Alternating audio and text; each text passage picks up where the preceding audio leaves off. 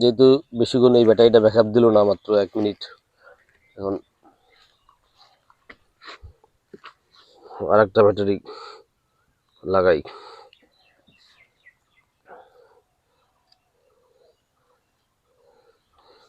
সরিয়ে দেখি এই ব্যাটারিটা, নেক্সট ব্যাটারি, দ্বিতীয় ব্যাটারিটা লাগাচ্ছি। আশা করি এটা ভালোই থাকবে। দেখি উপরে গিয়ে দ্রুত কি অবস্থা, পানি কেমন আসতেছে।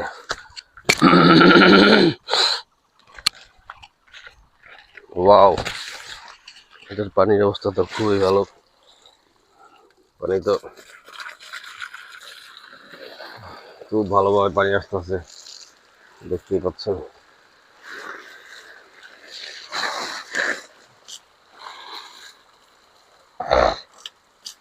ভালোই পানির স্পিড পাচ্ছি। আজ সকালবেলা আজকে এসেই এই কাছে পানি দিতে ব্যস্ত হয়ে পড়লাম। আমার মনে হচ্ছে যে বিলস পাম্পের চেয়ে এই পাম্পটাই বেশি কার্যকর, বেশি গতিতে পানি দেওয়া যায়, পানি অনেক দূরেই যায়।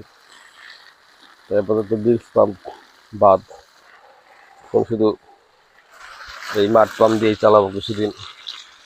তারপর যদি নতুন কোনো পাম্পের সন্ধান পাই তাহলে সেই পাম্পের দ্বারস্থ হব। কিন্তু এখন শুধু মাঠ পাম্প, মাঠ পাম্প, মাঠ পাম্প।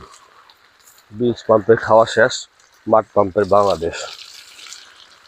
দেখতেই পাচ্ছেন 1 ইঞ্চি ডেলিভারি দিয়ে পানি আসতেছে 1 হর্স পাওয়ার মোটরের মতন, কোনো খরচ ছাড়াই।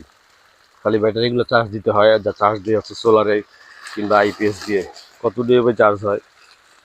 হয়তো দিনে 1 মিনিট বা 2 মিনিট।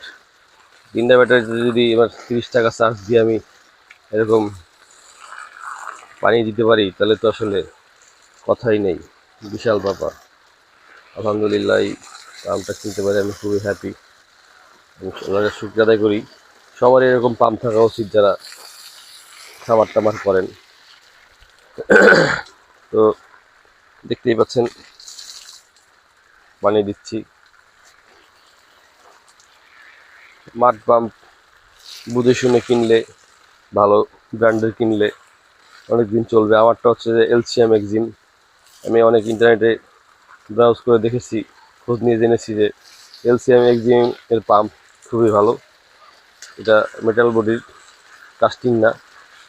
আমি কাস্টিংয়ের আরপিএম আর এটার আরপিএম মিলিয়ে দেখেছি, এটা 200 ওয়াট। কাস্টিংয়ের আরপিএম কিছুটা কম, পানির স্পিড কম আসবে।